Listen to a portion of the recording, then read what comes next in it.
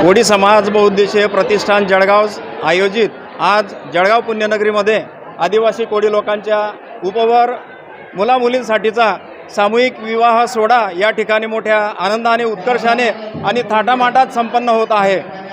आज हजारोंच्या संख्येने या ठिकाणी जिल्हाभरातून आणि खानदेशातून खास करून राज्यभरातून या वधूवरांचे जे नातेवाईक आहेत, आप्तेष्ट आहेत, सगळे सोयरे असतील, भाऊबंदकीचे लोक असतील, हजारोंच्या संख्येने या ठिकाणी या विवाह सोहळ्याला उपस्थित आहेत। आणि हा विवाह सोहळा दरवर्षी या मंडळाच्या माध्यमातून साजरा होत असतो। हे चौथं वर्ष आम्ही कोळी समाज बहुउद्देशीय प्रतिष्ठानच्या वतीने या सामूहिक सोहळ्याचं हे साजरं करीत आहोत। पुढील काळामध्ये सुद्धा या मंडळाचा असा संकल्प आहे की आत्तापर्यंत आम्ही जिल्हास्तरीय हा विवाह सोहळा सुरू ठेवलेला होता। या पुढील काळामध्ये खानदेशस्तरीय हा सामूहिक विवाह सोहळा कसा घेता येईल यासाठी या मंडळाचं नियोजन असेल।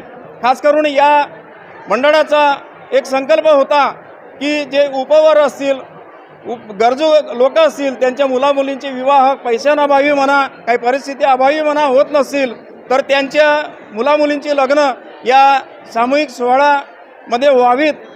हा संकल्प सिद्ध होत असताना तुम्ही आपण बघत आहात या वधूवरांना चांगल्या अशा प्रकारचे कपडे दिले जातात, त्याच्यानंतर संसारपैकी ज्या वस्तू असतील त्या दिल्या जातात। भव्य स्टेज, गेट, मंडप असं या ठिकाणी असतं। भव्य अशी मिरवणूक या ठिकाणी काढण्यात येत असते।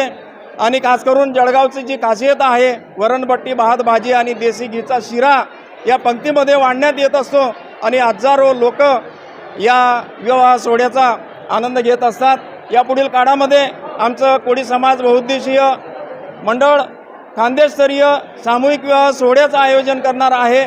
मी समाज बांधवांना या मंडळाच्या माध्यमातून आजच्या या सामूहिक विवाह सोहळ्याच्या माध्यमातून आग्रहाची विनंती करतो की मित्रांनो, आपण आपल्या परिस्थितीनुरूप आपल्या मुलामुलींचे लग्न जी अजूनही थांबलेली असतील ती पुढच्या वर्षी आपण या मंडळाच्या माध्यमातून या ठिकाणी करूयात।